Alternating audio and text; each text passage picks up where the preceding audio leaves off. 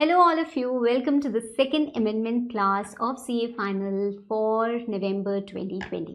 अब हमें पता है कि आरटीपी भी ऑलरेडी इंस्टीट्यूट ने रिलीज कर दी है नवंबर 2020 की भी, और हमारे पास ऑलरेडी बहुत सारे अमेंडमेंट्स थे मई 2020 के। उसके बाद इंस्टीट्यूट ने निकाले कुछ सिग्निफिकेंट अमेंडमेंट्स फॉर नवंबर 2020। अगर हम उसको सबको कंपाइल करें ना, तो आज भी हमारा कंक्लूजन यही है कि मई 2020 के जितने अमेंडमेंट्स थे वो तो आपको करने ही करने हैं, relevant from examination point of view. Although obviously हो सकता है कि आपने वो अपडेटेड लिमिट्स ही पढ़ी हो, अपडेटेड चीज़ें ही पढ़ी हो, पर फिर भी एग्जामिनेशन पॉइंट ऑफ व्यू से आई वुड इंसिस्ट कि आप वो अमेंडमेंट ज़रूर करिए।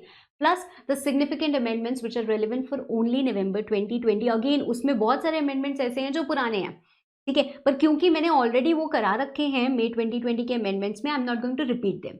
ये हमारा सेकेंड क्लास है अमेंडमेंट का, मतलब जो पार्ट 1 है which has all the amendments relating to company law, वो ऑलरेडी काफ़ी दिन पहले ही अपलोड हो गया था, और उसका आपको लिंक मिल जाएगा डिस्क्रिप्शन बॉक्स में। All the relevant things you will get, ठीक है। तो आप उसको ज़रूर देखो और उसके बाद ये सेकंड पार्ट करो, जिसमें बेसिकली हम लोग सिक्योरिटीज लॉ, इकोनॉमिक लॉज और आईबीसी वगैरह इन सब चीज़ों की बात करेंगे। Company law full amendment has been covered in the previous video, और फुल इन डेप्थ चीज़ें, मतलब बहुत डिटेल में मैंने एक्सप्लेन किया है जितने भी हमारे अमेंडमेंट्स आए, स्पेशली द न्यू वंस। अब हम आज के अमेंडमेंट्स की डिस्कशन करते हैं। आज के जितने भी हमारे अमेंडमेंट्स हैं ना, कुछ भी ऐसा नहीं है कि अरे बहुत डिटेल है, बहुत बड़ा कुछ अमेंडमेंट है, नहीं। छोटे छोटे कुछ पॉइंट्स हैं, छोटी छोटी कुछ बातें हैं which might be relevant in a case study based answer, कि जब इतना बड़ा केस स्टडी आता है तो धीरे से नीचे कुछ और पूछ देता है एक आध नंबर का, उस टाइप के आपके क्वेश्चंस इससे बन सकते हैं, और it can be your MCQs also, ठीक है। तो उस पॉइंट ऑफ व्यू से ये सारी चीज़ें इंपॉर्टेंट हो सकती हैं। एज यू ऑल नो, हमने यहाँ तक दैट इज कंपनी लॉ के अमेंडमेंट्स तक कर लिया था। Section B security laws. अब ये वाले अमेंडमेंट हमारे पुराने हैं, फाइनेंस एक्ट 19 से आए थे। इसके बाद हमारे पास सेबी एक्ट में जो अमेंडमेंट्स आए हैं फाइनेंस एक्ट 20 से, let's see them. SEBI act के जो ये 15 वाले सीरीज के सेक्शन थे, ये सारे के सारे क्या थे? पेनाल्टी के सेक्शन। बहुत सारी पेनाल्टीज हम पढ़ते हैं, ये करोगे तो इतनी पेनाल्टी, वो करोगे तो उतनी पेनाल्टी, उसी में थोड़ी बहुत हेरा फेरी हुई है, ठीक है। सेक्शन 15C जो इन्वेस्टर्स के ग्रीवियंस को रिड्रेस करने की बात करता है कि सेबी अगर लिखित में किसी कंपनी को भेजेगा कि आपको ये रिजॉल्व करना है और आप नहीं करते हैं तो उसके ऊपर पेनाल्टी क्या लगती है, ठीक है। सिंपल सी वो बात है, पेनाल्टी बदली भी नहीं है, आज भी उतनी की उतनी ही है, पर चेंज क्या हुआ है? एक्चुअली चेंज कुछ नहीं हुआ है, एक छोटा सा एडिशन हुआ है। एडिशन क्या हुआ है? पहले लिखा हुआ था after having been called upon by board in writing, here board stands for of course SEBI, ठीक है, securities exchange board of India. Okay, so ये बोर्ड क्या कर रहा है? जब राइटिंग में किसी कंपनी को देगा, पहले सिर्फ इतना था, तो आपको वो ग्रीवियंस को रिजॉल्व करना पड़ेगा, आप नहीं करते हो तो उसकी पेनाल्टी है। अब क्या है? Including bye any means of electronic communication. Because अब क्या होती हैं चीज़ें, ऐसा नहीं होती हैं कि लिखित में देने का मतलब हम इलेक्ट्रॉनिक कम्युनिकेशन नहीं समझेंगे, बाय पोस्ट भेजना पड़ेगा। अगर सेबी ने मेल कर दिया तो हम बोलेंगे नहीं, we are not going to entertain, ये तो non compliance of section 15C, क्योंकि उसमें लिखा है कि इन राइटिंग भेजना है, नहीं, तो इलेक्ट्रॉनिक कम्युनिकेशन के थ्रू आ रहा है तो भी वैलिड रहेगा, ठीक है। Section 15F is for the penalty for default in case of stock brokers. इसमें आपकी पेनाल्टी 1 लाख रुपीज थी, but which may extend to 5 times if you remember the amount involve. तो ये सारी चीजें थी। अब 1 लाख की जगह after the words 1 lakh but which may extend to 5 times जो था, the words 1 crore shall be inserted, 1 crore shall be inserted, okay, fine. Section 15HA, section 15HA सिर्फ पेनाल्टीज हैं और कुछ नहीं है। ये एक आफ्टर दिस पर्टिकुलर सेक्शन एक नया सेक्शन हमारा इंसर्ट हुआ है, सेक्शन 15HAA। ये एक एडिशनल पेनाल्टी है। कब ये पेनाल्टी लगेगी? किस पे ये पेनाल्टी लगेगी? अगर आप डिस्ट्रॉय करते हो, किसको डिस्ट्रॉय करते हो? Database of board. That means you are not protecting और यू आर डिस्ट्रॉइंग। देखो, कोई भी पर्सन जो जान के ऑल्टर करे, मतलब चेंज लाए, डिस्ट्रॉय करे, या उसको म्यूटिलेट करे, छुपाए, गलत उसको बताए, कोई उसमें फॉल्स एंट्री करे, कुछ भी ऐसी चीज़ करेगा which is required under the act or regulation so as to impede, obstruct or influence the investigation.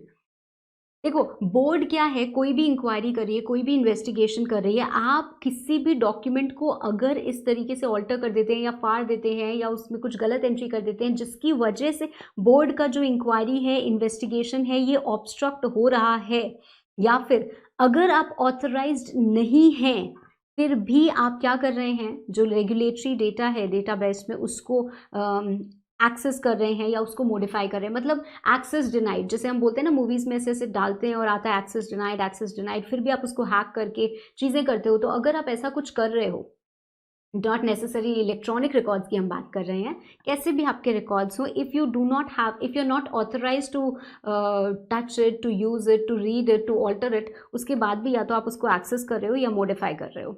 अगर आप ऑथराइज नहीं हो, आप डाउनलोड कर रहे हो या आप उसकी कॉपी धीरे से ले रहे हो। कई बार क्या होता है, जैसे इनकम टैक्स एक्ट वगैरह में भी अगर हम बात करें तो इनकम टैक्स की जब रेट होती है ना, तो you have the right to take some copies, but आप बिना ऑथराइजेशन के नहीं ले सकते हो कि यहाँ पे वो कलेक्ट कर रहे हैं, आप धीरे से एक पेपर निकाल के उसकी कॉपी ले रहे हो ऐसे, तो आप ऐसे चीज़ें नहीं कर सकते हो।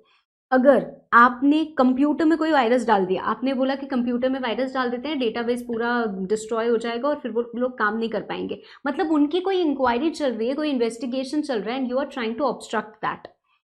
आप बिना ऑथराइजेशन के सिस्टम के डेटाबेस के साथ छेड़छाड़ करते हो, you are damaging, you are diminishing the utility और you are affecting by any means the regulatory data. आप असिस्टेंस उस पर्सन को प्रोवाइड कर रहे हो, हम बोलते हैं ना क्रिमिनल तो है ही, और anyone who is a party to crime, वो भी क्या होता है, मतलब हम बोलते हैं चोर का साथ देने वाला भी चोर होता है। तो यहाँ पे सेम बात लिखी हुई है कि अगर आप असिस्टेंस भी दे रहे हो किसी को ऐसा कुछ करने के लिए, तो इन दोनों केसेस में आपके ऊपर पेनाल्टी लगेगी, आपके ऊपर पेनाल्टी लगेगी। कैसी penalty? 1 lakh rupees but which may extend to 10 crores और 3 times whichever is higher। Okay, clear?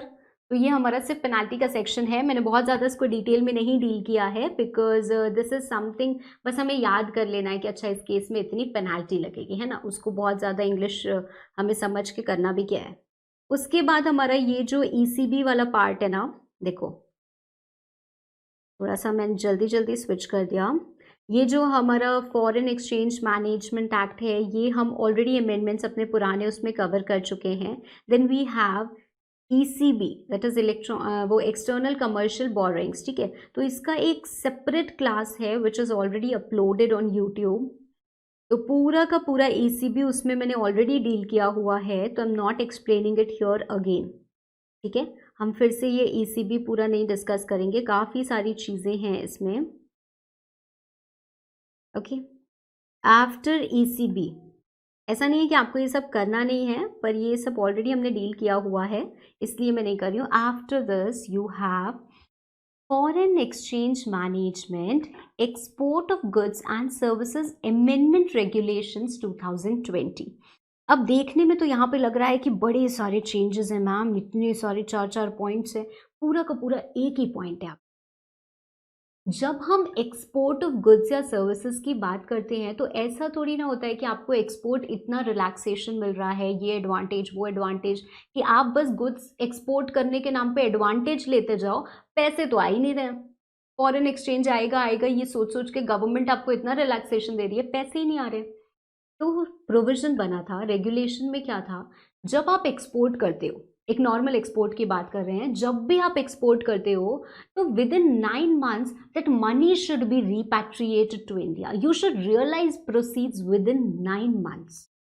ऐसा हमारा पीरियड स्पेसिफाइड था। अगर हम SEZ हैं और SEZ एक्सपोर्ट कर रहा है तो भी 9 months। अगर एक्सपोर्ट आपका कहाँ जा रहा है, किसी वेयर हाउस में जा रहा है, ठीक है, आउटसाइड इंडिया, तो आपका टेन्योर क्या था, आपका टाइम पीरियड क्या था, 15 months। तो ये 3 टाइम लिमिट्स हमको दी हुई है कि जब भी गुड्स एक्सपोर्ट होते हैं तो इतने टाइम पीरियड के अंदर यू शुड रियलाइज प्रोसीड्स, ठीक है।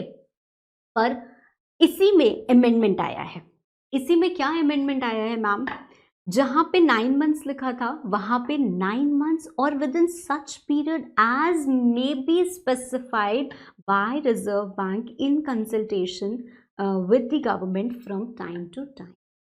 पहले सिर्फ 9 मंथ्स था, that means those regulations were rigid. 9 months मतलब 9 मंथ्स, अब इनको थोड़ी फ्लेक्सिबिलिटी ऐड ऑन कर दी गई।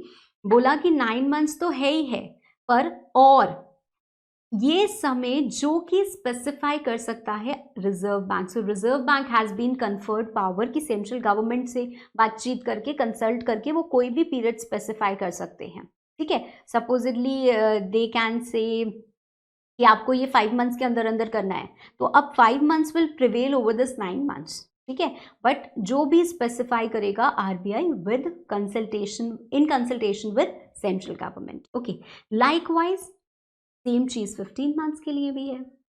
15 मंथ्स की जगह क्या हो गया, 15 months or within such period as may be specified by Reserve Bank in consultation with government from time to time. Okay, so simple था। अगेन ये हमारा फाइनेंस एक्ट 19 का अमेंडमेंट है, covered before, this is again covered before, this is again covered before. Arbitration and conciliation act, अब आपका सब चीज़ पूरी के पूरे इंडिया पे अप्लाई होती है। IBC Amendment Act 2019 covered before, and lastly we have IBC Amendment Act 2020, Insolvency and Bankruptcy Code Amendment Act 2020। इसमें हमारे कुछ थोड़े से अमेंडमेंट्स हैं। अगेन मैं ये नहीं बोलूँगी कि बहुत ज़्यादा इम्पॉर्टेंट अमेंडमेंट्स हैं, इम्पॉर्टेंट हो सकते हैं from examination point of view, but बहुत ज़्यादा कंसेप्ट इन्वॉल्व है या ये या वो, ऐसा कुछ नहीं है। सिंपल अमेंडमेंट्स हैं, बस छोटे छोटे पॉइंट्स हैं जिनको आपको ध्यान देना है। ठीक है, चलो देखते हैं। सबसे पहला सेक्शन 5 में in clause 12 amended law that this provision is omitted. Okay, हमारा क्या था, given provision था, provided that where the interim resolution professional is not appointed, insolvency commencement date shall be the date on which such interim resolution professional is appointed। ये क्या हुआ है ना, ये आपका सेक्शन 5 बोलो या फिर आपका एक जो अपॉइंटमेंट की बात होती थी और एक जो आपकी इंसॉल्वेंसी रेजोल्यूशन कमेंसमेंट की बात होती थी, इन दोनों में चेंज आया है। इन दोनों में चेंज आने की वजह से there are sections which have been affected. क्या चेंज आया है मैम? पहले ऐसा हुआ करता था कि आपके पास टाइम लिमिट होती थी 14 डेज की, कि आप इतने टाइम पीरियड के अंदर अंदर इंसॉल्वेंसी रेजोल्यूशन प्रोफेशनल को अपॉइंट करते हो। ठीक है, और जब हम वो अपॉइंट करते हैं तब से हमारी प्रोसीडिंग्स शुरू होती हैं। Insolvency commencement date, insolvency resolution commencement date हमारी क्या होती है, जब अपॉइंटमेंट हो जाता है उसके बाद से होती है। तो यहाँ पे यही लिखा गया था कि अगर अपॉइंटमेंट नहीं होता है इसके हिसाब से, तो जब अपॉइंटमेंट होगा तब हम इंसॉल्वेंसी कमेंसमेंट डेट मानेंगे। अब इसको हटा दिया गया है, दिस हैज़ बीन ओमिटेड।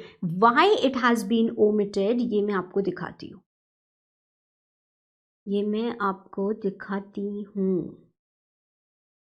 ये देखो सेक्शन 16 पे आना, सेक्शन 16 में क्या है, the appointment the appointment of insolvency resolution professional, आप बोल सकते हो within 14 days from the insolvency commencement date आपको अपॉइंट करना होता है। On the insolvency commencement date shall be substituted. अब अपॉइंटमेंट आपको कब करना है, on the insolvency commencement date, ना आगे ना पीछे। अब सारी चीज़ें कब हो रही हैं, हमें कोई कंफ्यूजन ही नहीं रहेगा कब इंसॉल्वेंसी कमेंसमेंट। पहले जब अपॉइंटमेंट होता था IRP का, तब हम कमेंसमेंट डेट मानते थे। अब क्या है, date of acceptance is equal to date of appointment. मतलब हमारे पास इंसॉल्वेंसी रेजोल्यूशन की एप्लीकेशन आई है, जब ये एप्लीकेशन आई है और हमने एक्सेप्ट कर ली है, that is the date of commencement of insolvency resolution. ठीक है, और same date you have to appoint the professional also. तो विद इन 14 डेज की जो टाइम पीरियड था वो हट के बोला गया कि इंसॉल्वेंसी कमेंसमेंट डेट पे ही अपॉइंट करना है।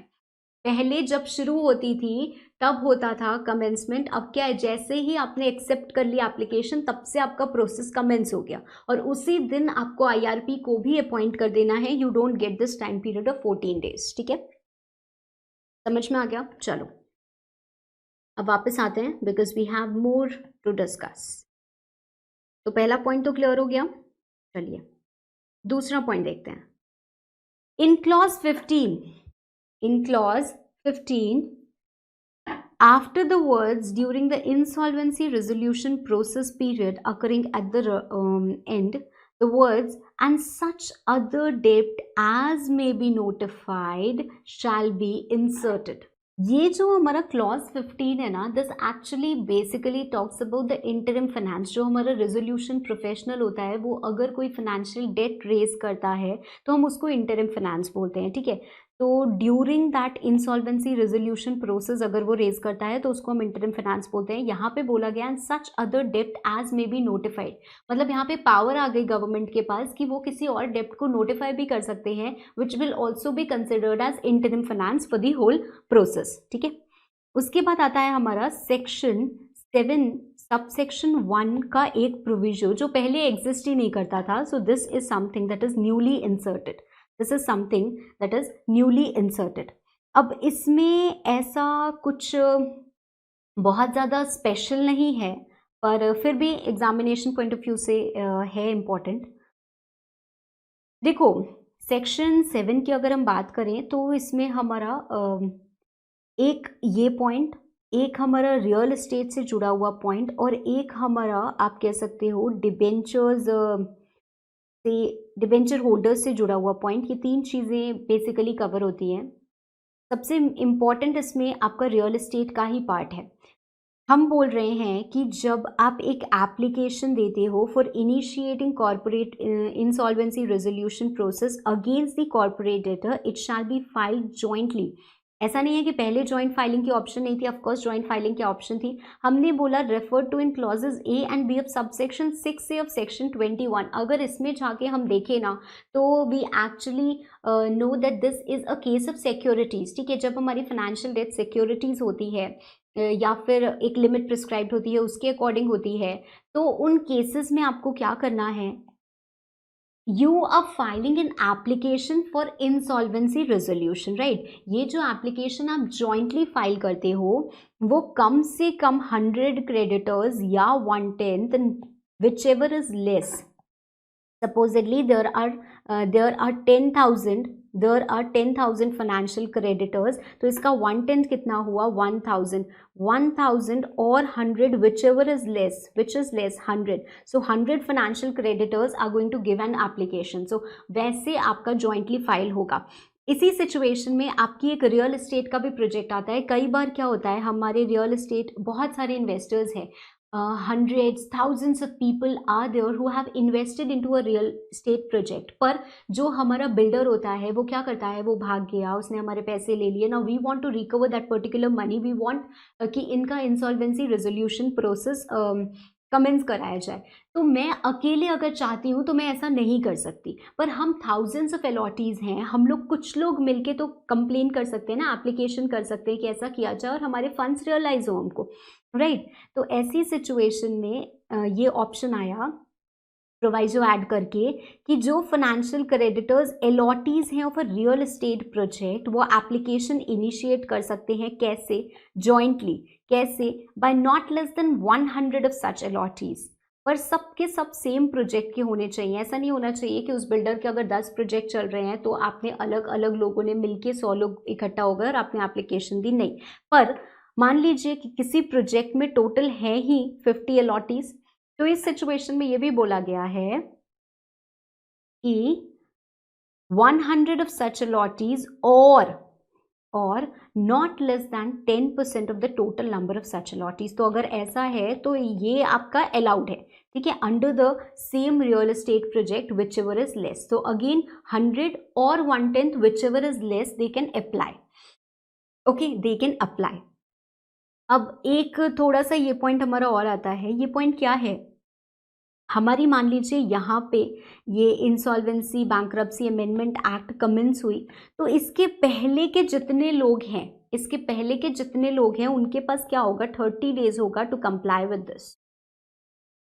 where an application for initiating such against a corporate debtor has been filed by financial creditor, जो हमने ऊपर बोला कि अगर मान लीजिए रियल एस्टेट के फाइनेंशियल क्रेडिटर्स हैं, उन्होंने फाइल किया है, या फिर हमने बोला ना सिक्योरिटी होल्डर्स, मतलब डिबेंचर्स वगैरह अगर आप होल्ड करते हो और वैसे आप वो फाइनेंशियल डेब्ट होल्ड करते थे और आपने क्या किया है, you have filed an application, तो आपको जॉइंटली एप्लीकेशन देनी है। कितने लोग देंगे? कम से कम 100 या 1/10 विच एवर इज लोअर। पहले क्या था, सिर्फ फाइनेंशियल क्रेडिटर्स की बात लिखी हुई थी, कोई नंबर नहीं लिखा हुआ था। Now there is stated a number for the same.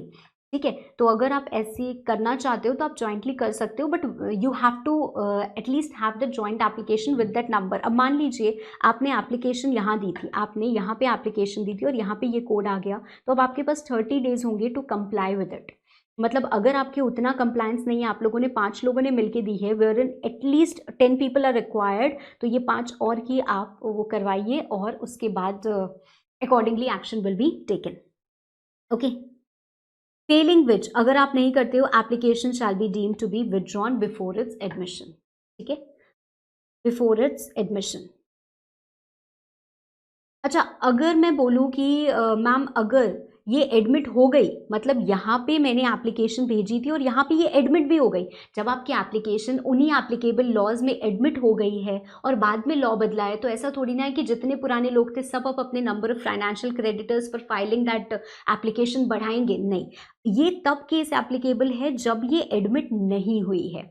मतलब यहाँ पे हमारी नई कमेंसमेंट एक्ट आ गई, यहाँ पे हमने एप्लीकेशन भेजी थी, अभी तक एडमिट नहीं हुई है और तब तक ये नया कानून आ गया। तो जब नया कानून आया तो बोला गया कि आपके पास 30 डेज हैं, you have 30 days to comply with it. अगर आप नहीं करोगे तो ऐसा मान लिया जाएगा that you have withdrawn your application. Clear? Fine. But अगर इसके पहले ही आपकी एप्लीकेशन एडमिट हो गई है तब तो इसका सवाल ही नहीं उठता। सेक्शन 11, सेक्शन 11 क्या था आपका? The persons who are not entitled to make an application for IRP। तो उसमें एक आपका एक्सप्लेनेशन ऐड हुआ है, this is all not important. Important क्या, वो नंबरिंग ऊपर नीचे आपको बताया गया, समझाया गया है, इतना बेयर एक्ट थोड़ी नाम समझते हैं। For the purposes of this section it is hereby clarified कि nothing in this section shall prevent a corporate debtor for initiating. इसमें क्या था, कॉर्पोरेट डेटर जिसकी ऑलरेडी CIRP अभी हुई है, तो वो क्या था, बैंड था कि वो अब इंसॉल्वेंसी रेजोल्यूशन प्रोसीडिंग्स नहीं कमेंस कर सकता है, एप्लीकेशन नहीं फाइल कर सकता है। अब यहाँ पे ये क्लैरिफिकेशन आया, एक्सप्लेनेशन आया कि वो अपने खुद के लिए नहीं कर सकता है, पर अगर उसको किसी से पैसा लेना है, there is some other corporate debtor who owes money to this particular person, जो खुद इंसॉल्वेंसी रेजोल्यूशन में चला गया था, उससे अगर हमें पैसा लेना है तो आप उसके अगेंस्ट कमेंट्स कर सकते हो। ठीक है, तो आपका अधिकार पैसे लेने का गया नहीं है, you can commence that proceeding, simple. Section 14, sorry, section 14 क्या था, मोरेटोरियम का सेक्शन। मोरेटोरियम का सेक्शन क्या होता है? देखो, एडजुडिकेटिंग अथॉरिटी जब इंसॉल्वेंसी रेजोल्यूशन चल रहा है तो वो क्या करते हैं, विदहोल्ड कर देते हैं, कुछ एक्टिविटीज़ को प्रोहिबिट कर देते हैं कि अब हम कैसे रिजॉल्व करेंगे, आप ये बेचोगे, आप ये करोगे, आप वो करोगे, तो हम रिजॉल्व कैसे करेंगे, आपकी कंपनी को वापस से ठीक कैसे करेंगे। तो अब आपके ऊपर कुछ चीज़ों का बैन लग गया मोरेटोरियम पीरियड में, मतलब आपको प्रोहिबिट कर दिया। क्या क्या चीज़ें, जैसे हमारी होती हैं कि आप कोई अपनी अंडरटेकिंग वगैरह नहीं सेल कर सकते हो, कोई आपका सूट और फर्दर इंस्टीट्यूट नहीं होता, 10 लोग और हैं उनको भी आपसे शिकायत है, उन्होंने 10 और केस कर दिए, अरे ये तो केस संभल नहीं रहे, 10 और केस आ गए, तो हमने कहा होल्ड करो, हम इस कंपनी को रिवाइव करना चाह रहे हैं, इस कंपनी का बेहतर, इस कंपनी को ठीक करना चाह रहे हैं, तो थोड़ा सा आप होल्ड करिए। तो कुछ एक्टिविटीज़ को एक तरीके से सस्पेंड कर दिया जाता है, पर उस पीरियड में ये ज़रूर बोला जाता है कि आपका जो सप्लाई है of essential goods and services that is not going to stop, क्योंकि अगर यही खत्म हो गया तो रिवाइव क्या होगी, कंपनी फिर तो पूरी ही डूब जाएगी। अरे आपका डेली ऑपरेशन ये वो सब चीज़ें चलती रहनी चाहिए ना। पर इसमें एक और एक्सप्लेनेशन ऐड किया गया है, वो क्या बोला गया है कि notwithstanding anything contained in such license, permit, registration, concession, quota, etc. given by government या कोई भी authority shall not be suspended or terminated। देखो, अगर आपको कोई चीज़ का लाइसेंस मिला है कि आप ये काम कर सकते हो और वो लाइसेंस ही खत्म हो गया तो कंपनी रिवाइव कभी नहीं कर पाएगी। तो ये क्लियर करा गया कि लाइसेंस वगैरह जो भी इस टाइप की चीज़ें हैं, कोई कोटा है, कोई लाइसेंस है, कोई भी चीज़ अगर मिली हुई है आपको, तो उस प्रोसेस में ऐसा नहीं है कि वो सस्पेंड हो जाएगी, ताकि आप काम करते रहिए। आप काम करेंगे तभी ना आप और पैसे कमाएंगे और आप ग्रो करेंगे, तभी आप रिवाइव कर पाएंगे।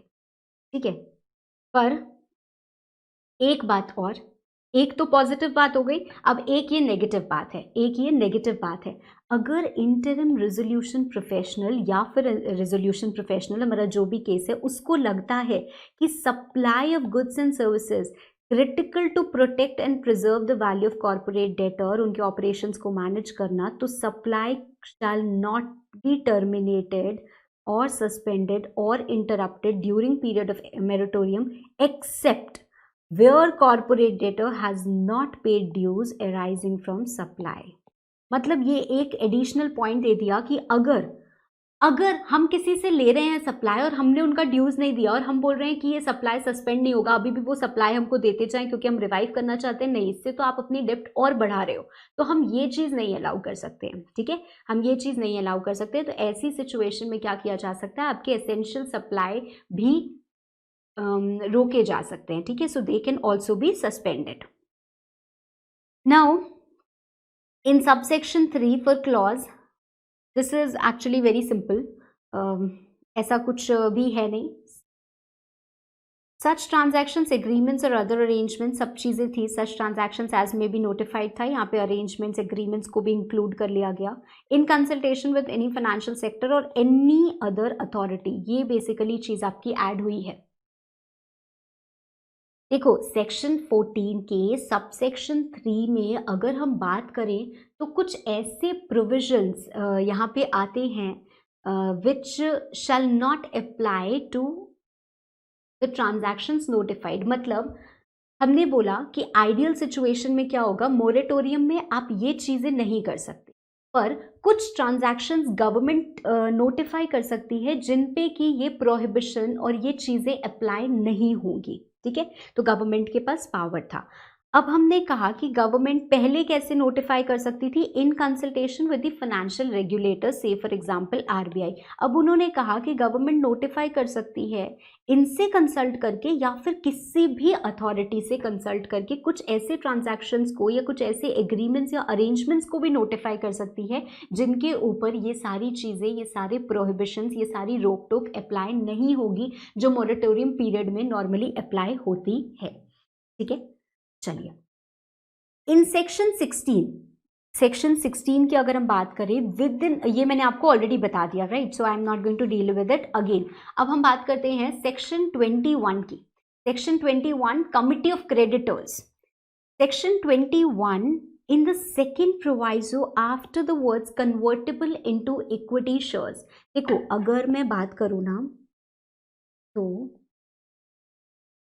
कमिटी ऑफ क्रेडिटर्स, इनके पास क्या होता है, ये क्या होता है, shall have all financial creditors. एक कमिटी बनती है जिसमें जितने भी फाइनेंशियल क्रेडिटर्स होते हैं कॉर्पोरेट डेटर के, वो सारे के सारे हिस्सा लेते हैं। पर अगर कोई रिलेटेड पार्टी होता है टू द कॉर्पोरेट डेटर, तो उसके पास ना तो पार्टिसिपेट करने का ना तो वोट करने का अधिकार होता है। He can not participate, vote, ये सब की राइट्स नहीं होती हैं, नो राइट्स। ठीक है, पर ये वाला जो रिस्ट्रिक्शन है ना, इट डज नॉट अप्लाई। मान लीजिए it was a case of convertible into equity shares, मतलब मेरे पास डिबेंचर्स थे, वो कन्वर्ट हो गए इक्विटी शेयर्स में। क्यों कन्वर्ट हो गए, may be not apply if the financial creditor is related to the company because of conversion of equity shares, ठीक है। पहले सिर्फ इतनी ही बातें थी, अब हमको क्या बोला गया, और completion of transactions as may be prescribed. मतलब बोल रहे हैं कि आप तब भी रिलेटेड नहीं कहलाओगे अगर कुछ ऐसे ट्रांजैक्शंस की वजह से आप रिलेटेड बने हो जो कि प्रिस्क्राइब्ड हैं। सो और on account of transactions prescribed. ठीक है, सिंपल है। चलिए next, section 29A। Section 29A, again this is exactly the same जो हमने पढ़ा। This also talks about the disqualification to become a resolution applicant. तो यहाँ पे भी देखो सीधे यही ऐड हुआ है, completion of such transactions as may be prescribed, दोनों जगह यही है। So this is also related to a related party only. And we have section 32A, ये एक हमारा नया सेक्शन है। It is a new section which is inserted. ये नया सेक्शन का मैं आपको क्रक्स बता देती हूँ। नया सेक्शन ये जो इंसर्ट हुआ है ये हमको क्या बोलता है कि मान लो हमारे पास कोई भी से किसी भी ऑफेंस के लिए कॉर्पोरेट डेटर, मतलब उस कंपनी को किसी ऑफेंस के लिए प्रोसिक्यूट किया गया था, उसके बाद क्या हुआ, इंसॉल्वेंसी रेजोल्यूशन प्रोसीडिंग कमेंस हुई। जब ये शुरू हो गई, जब ये खत्म हो गई, तो उसके बाद क्या सेम ऑफेंस के लिए फिर से कॉर्पोरेट डेटर के ऊपर प्रोसीडिंग चलने लगेगी और वो लायबल हो जाएगा? Answer is no, through insertion of this particular section. क्यों? अगर देखो हम बेसिक एकदम समझे तो क्या होता है, हम बोल रहे हैं कि आपने इतनी गलतियां की, इतने लोग आपके लेनदार हैं, हमें सारी चीज़ों को ठीक करना पड़ेगा। तो कोई एक रेजोल्यूशन प्रोफेशनल आया जिसने कंपनी को पूरा रिवाइव कर दिया। कंपनी में जो भी फ्रॉड्यूलेंट एक्टिविटीज़ थी, जो भी जिसने जिसने किया था, उस सबको कंपनी से दूर कर दिया और एक नई मैनेजमेंट लेके आए। कंपनी को पूरा हमने टिप टॉप करके सुधार दिया, रिवाइव कर दिया। इसके बाद हमने बोला वापस कंपनी वहीं जाके फंस जाएगी कि इसने ये गुनाह किया, उसने वो गुनाह किया, कंपनी के ऊपर ये डालो, कंपनी के ऊपर ये केस कम। नहीं, कंपनी को एक नया रूप मिला है, right. Company is a newly revived company. इसमें जितने लोग भी थे जो रिस्पॉन्सिबल थे, they are not associated with the company. उनको आप पर्सनल लायबिलिटी उनकी जो बन गई थी उस ऑफेंस से, वो तो रहेगी ही रहेगी, पर अब कॉर्पोरेट डेटर को आप लायबल नहीं ठहरा सकते, ऐसा ये सेक्शन हमें कहता है।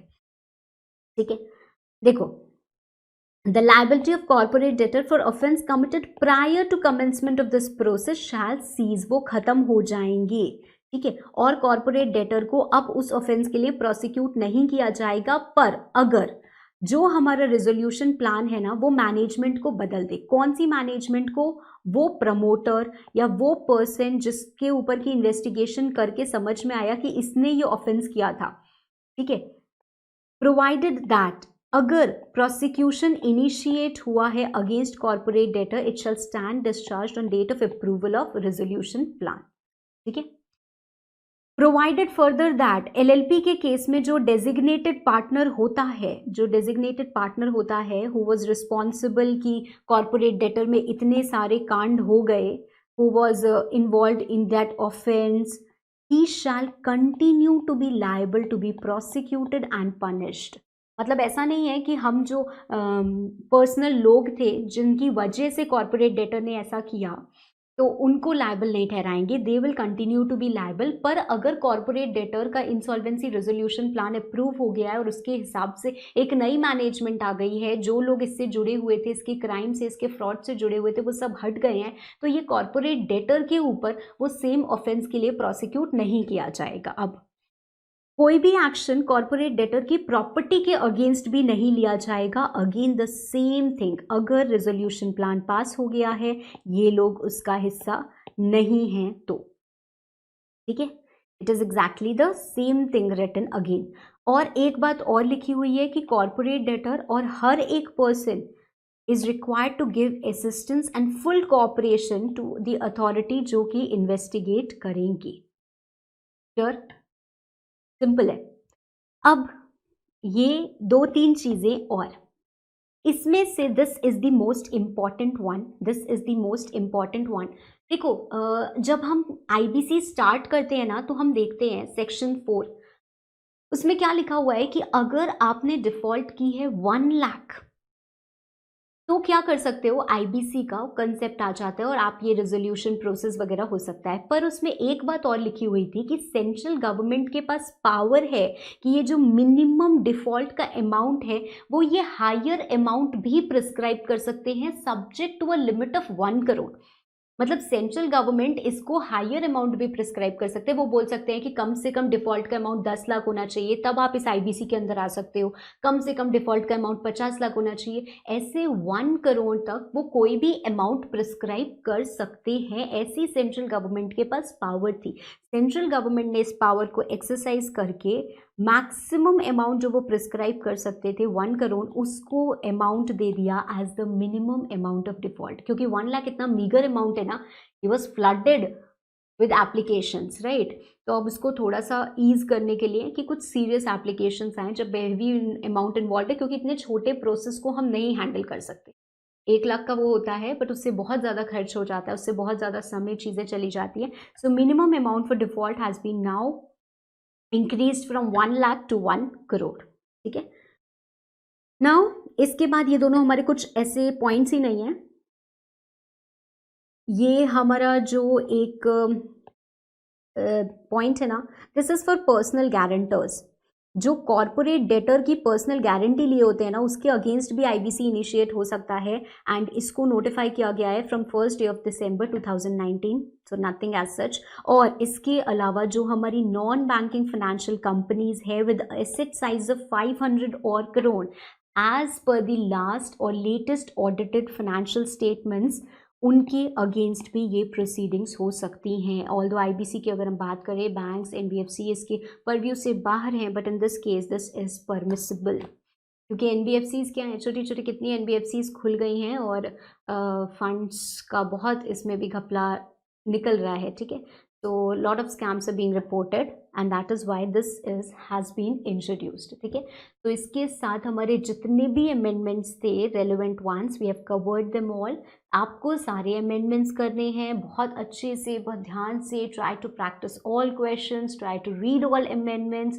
बिल्कुल भी डरना नहीं है, with full confidence you have to appear your exams, of course keeping all the precautions in mind, and wish you all the best. Thank you. Have a great day. Stay safe, stay healthy.